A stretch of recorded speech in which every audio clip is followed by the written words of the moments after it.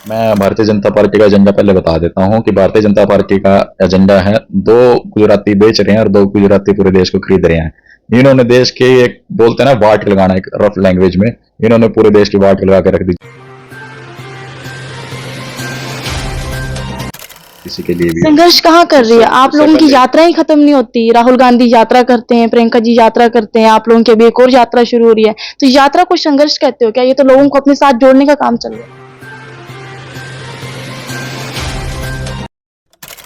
आज अचानक से ही आपको ये ध्यान कहाँ से आया कि आज हम हिसाब मांगने के लिए चले? क्योंकि अभी आप इलेक्शन देखने को मिल रहा है, तो इलेक्शन के टाइम पे याद क्यों आता है? इससे पहले कहाँ थे आप? कांग्रेस पार्टी लगातार सड़कों पर संघर्ष कर रही है। हरियाणा प्रदेश के अवाम के हाथों में, लोगों के हाथों में सरकार बनाना है। वही डिसाइड करेंगे कि हमारा नेता कौन बनेगा। आपने एजेंडा नहीं बताया। तो ये एजेंडा ही तो है। कांग्रेस का एजेंडा ये तो आप आने के बाद यूथ के लिए बेरोजगारी खत्म के लिए करेंगे। कांग्रेस का क्या एजेंडा है?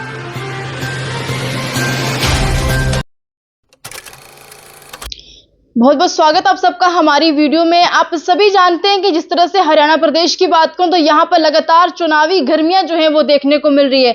चाहे हम किसी भी पार्टी की बात करें, चाहे वो भाजपा हो, आम आदमी पार्टी हो या फिर कांग्रेस हो, कांग्रेस की बात करें तो बड़े पैमाने पर ये लोग जो है ग्राउंड लेवल पर अपनी मुहिम चलाते हुए देखने को मिलते हैं या फिर लोगों के बीच में जाते हुए देखने को मिलते हैं, अपना चेहरा दिखाते हुए देखने को मिलते हैं कि आने वाले चुनाव जो है, चुनाव में हमारा चेहरा फ्रंट पर आप लोगों को देखने को मिलेगा। इसी बीच इसी मुद्दे पर हमारे साथ खास बातचीत करने के लिए यूथ से हमारे साथ जुड़ चुके हैं जो कांग्रेस के स्टेट फोकस पर्सन राकेश रोकी जी हमारे साथ जुड़ चुके हैं खास बातचीत करने के लिए। सर, सबसे पहले आपका बहुत बहुत स्वागत है हमारे चैनल में। बहुत बहुत धन्यवाद आपका और आपके श्रोताओं का। Sir, as a youth election को लेकर हम अगर बात करना चाहे तो आप कहीं बार जो है कुंवारी शैलजा जी के बहुत क्लोज देखने को मिलते और हैं भी बहुत क्लोज। तो आने वाले इलेक्शन को लेकर क्या कुछ तैयारियां हैं आपकी? देखिए, सबसे पहले मैं बताऊंगा कि आदरणीय बहन कुमारी शैलजा जी हरियाणा के क्लोज हैं। हरियाणा के एक नागरिक उनके क्लोज हैं, तो स्पेसिफिक करने की वैसे मैं मानता नहीं की ज़रूरत है। और रही बात हरियाणा का विधानसभा चुनाव बहुत जल्द होने वाला है और मुख्यमंत्री नायब सैनी डरे हुए भी हैं। कुछ इंटेलिजेंस की रिपोर्ट है कि हो सकता है 25 अगस्त से पहले पहले वो चुनाव की घोषणा करवा सकते हैं। तो कांग्रेस पार्टी पूरी तरीके से तैयार है और आप देख सकते हो कि लोकसभा के अंदर भी हरियाणा का एक बहुत अच्छा रिजल्ट कांग्रेस पार्टी के फेवर में रहा और पूरे देश में एक नंबर 1 स्टेट हरियाणा था जहां पे कांग्रेस पार्टी का सबसे ज्यादा मार्जिन बढ़ा है। आप कह रहे हैं कि नायब सैनी जी डरे हुए हैं, तो आप किस लिए कह रहे हैं? कांग्रेस की बात या फिर बीजेपी की बात करें तो बीजेपी हमेशा कहती है कि हम चुनाव करने के लिए तैयार हैं, तो आप ऐसा कैसे कह सकते हैं?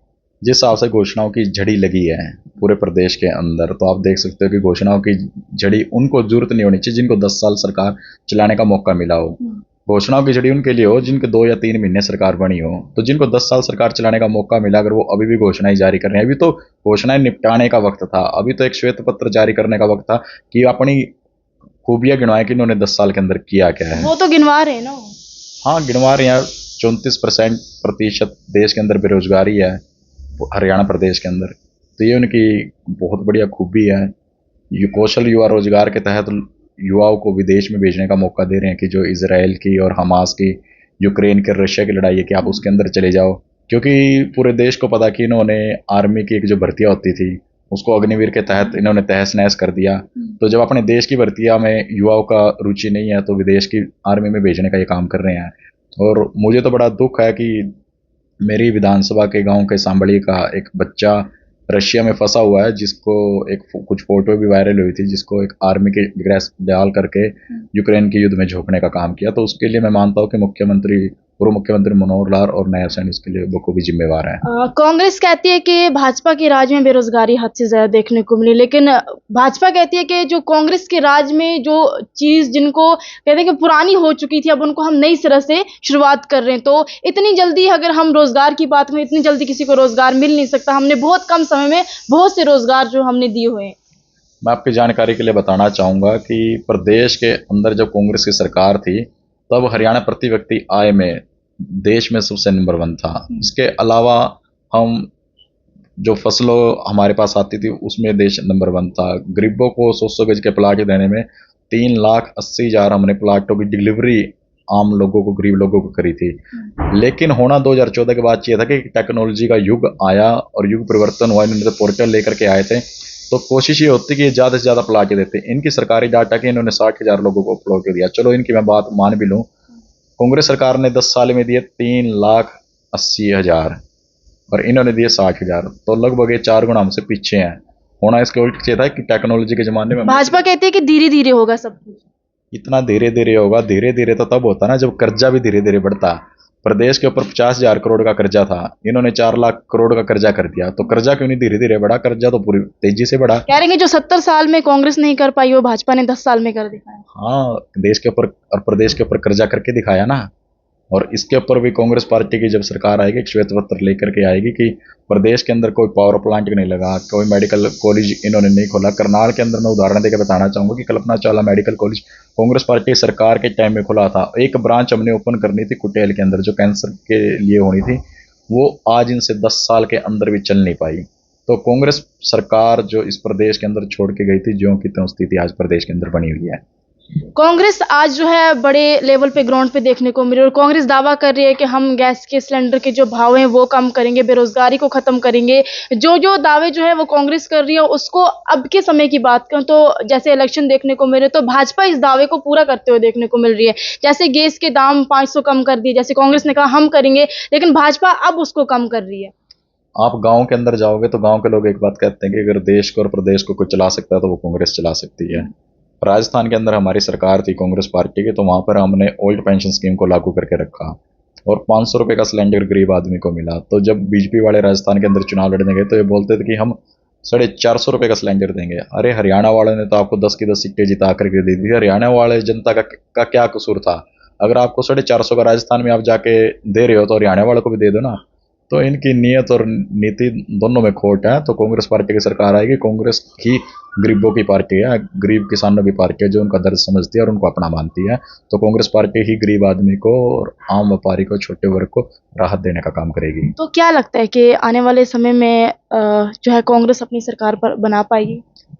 पिछले चुनाव में 2019 में भारतीय जनता पार्टी ने एक नारा दिया था 75 पार, तो बीजेपी तो उसको पार अभी तो 400 पार का नारा बीजेपी तो उसको पार नहीं कर पाई थी। लेकिन मैं मानता हूं कि 2024 का जो चुनाव आने वाला है विधानसभा का, कांग्रेस पार्टी 75 पार करके दिखाएगी। और आपने बात कही कि 400 पार का आपने हाल देख लिया। पिछली बार इन्होंने 75 पार बोला था, 40 पे रुक गए थे। इनके सारे दावे खोखले हैं। और हम तो गाँव के अंदर जाते हैं तो लोगों से पूछते हैं कि आपके खाते में 15-15 लाख आए कि नहीं आए, तो लोग बहुत बड़े तरीके से हाथ ऊपर उठा कर बताते हैं कि कुछ नहीं आया।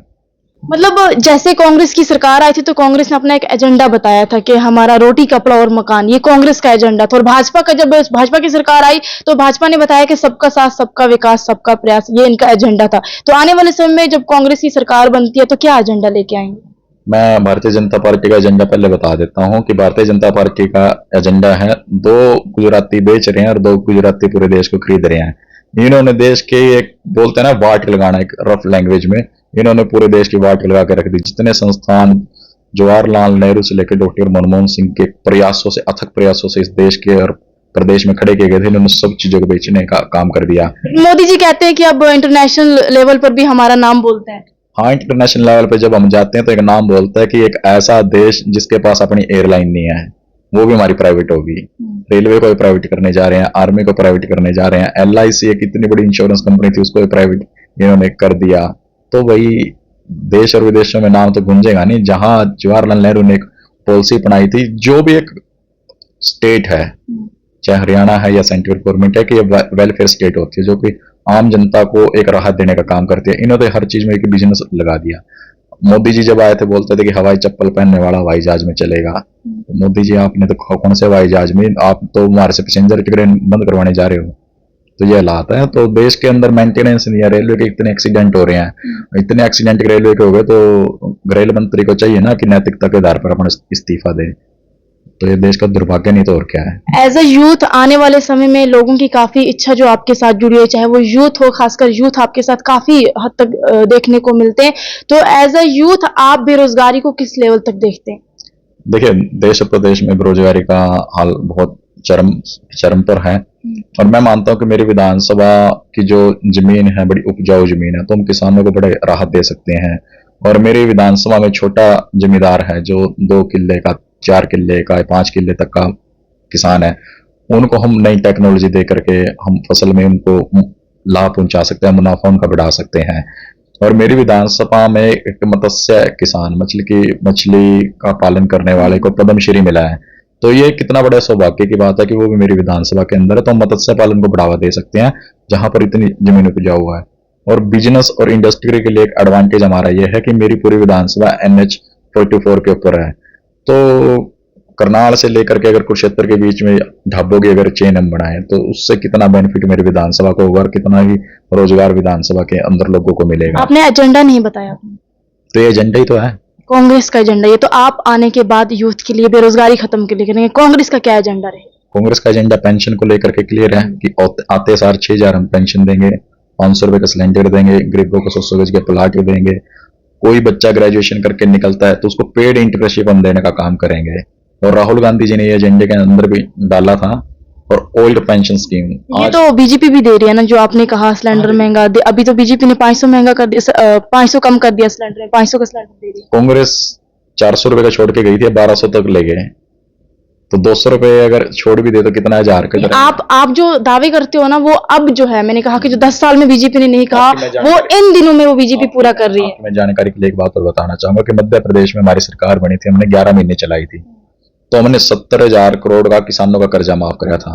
और दुर्भाग्य इस हरियाणा का है कि हमारा मुख्यमंत्री 135 करोड़ का कर्जा माफ करके अपनी पीठ थपथपा रहा है कि हमने कर्जा माफ कर दिया। अगर करना है तो कांग्रेस की तरह करके दिखाए ना माफ। और कांग्रेस ने 11 महीने के अंदर उस कर्जे को डिलीवर करने का काम किया था कि उनको NOC दिलवा दी थी कि नॉन ड्यू आपके ऊपर है। तो इस तरीके का काम कांग्रेस पार्टी वो ग्राउंड लेवल तक जाता है। अगर 100 गज्जों के प्लाट की बात करी गई थी, आप किसी भी गांव में चले जाओ, उन गांवों में डिलीवर हुआ है काम। तो कांग्रेस पार्टी से इसी करके गरीब तबका जुड़ा होता है क्योंकि वो गरीबों की पार्टी है। सुनने को मिला है कि शैलजा जी जो है आपको टिकट देने वाली है, तो क्या कुछ कहना चाहेंगे? देखिए, कुमारी शैलजा जी ने मुझे कांग्रेस पार्टी के अंदर एक बहुत बड़ा स्थान दिया, उनने मुझे पार्टी ज्वाइन कराई। और मुझे लगता है कि पूरे प्रदेश में सबसे युवा मैं था कि जिनको एक बतौर प्रदेश प्रवक्ता चैनल पर बैठने का मौका मिला। और आदरणीय बहन कुमारी शैलजा जी की बार बार इंटरव्यू में अक्सर वो बात बोलते हैं कि हम तो युवा हैं, युवाओं को आगे बढ़ाना चाहते हैं और अपनी एक नई पीढ़ी लगाना चाहते हैं। और राहुल गांधी जी और खड़गे साहब का भी एक क्लियर मैसेज है कि वो कांग्रेस के अंदर एक सेकेंडरी इम्तिहान करना चाहते हैं, जिसको मतलब कि यूथ, ताकि हम 2029 का जो लोकसभा के चुनावों से मजबूती से लड़ सकें। और हरियाणा के अंदर भी आपने देखा कि लोकसभा के अंदर हमारी 3 टिकटें युवाओं के नाम थी। तो कांग्रेस पार्टी समर्पित है युवाओं के लिए और इस पार्टी के अंदर मुझे लगता है कि बहुत अपार संभावनाएं हैं और जहां संभावना होती है तो संभव चीजें वही होंगी। तो अभी आप लोगों की एक मुहिम जो है वो सुनने को मिल रही है कि हरियाणा मांगे हिसाब, वो क्या चीज है? हरियाणा मांगे हिसाब कि देश के ऊपर और प्रदेश के ऊपर इतना लाखों करोड़ का कर्जा आपने लगा दिया, तो वो हमें बताया कि आपने कोई पावर प्लांट इस देश के अंदर मतलब आज अचानक से ही आपको ये ध्यान कहां से आया कि आज हम हिसाब मांगने के लिए चले? क्योंकि अभी आप इलेक्शन देखने को मिल रहा है, तो इलेक्शन के टाइम पे याद क्यों आता है? इससे पहले कहां थे आप? कांग्रेस पार्टी लगातार सड़कों पर संघर्ष कर रही है, चाहे वो गरीब आदमी के लिए हो, एम्प्लॉइज के लिए हो, किसान के लिए हो, किसी के लिए भी। संघर्ष कहाँ कर रही है? आप लोगों की यात्रा ही खत्म नहीं होती। राहुल गांधी यात्रा करते हैं, प्रियंका जी यात्रा करते हैं, आप लोगों की अभी एक और यात्रा शुरू हो रही है, तो यात्रा को संघर्ष कहते हो क्या? ये तो लोगों को अपने साथ जोड़ने का काम चल रहा है। यात्राओं में जब हम ग्राउंड पे जाते हैं तो लोग अपनी दुख तकलीफों को बताने का काम सुनते हो ना? सुनते हैं, पार्लियामेंट के अंदर भी रखते हैं। संघर्ष नहीं हुआ ना वो? तो पार्लियामेंट के अंदर रखेंगे तो आवाज बनेगी, तभी तो वहां से काम होएगा। अगर ग्राउंड पे कोई जाएगा नहीं, मोदी जी की तरह एक चारों तरफ सिक्योरिटी का दायरा लगा के रखेंगे, 700 किसान दिल्ली के अंदर मोदी जी के नाक के नीचे शहादत दे देते हैं, 700 किसान, तो मोदी जी के कान के ऊपर जूं नहीं सेरती।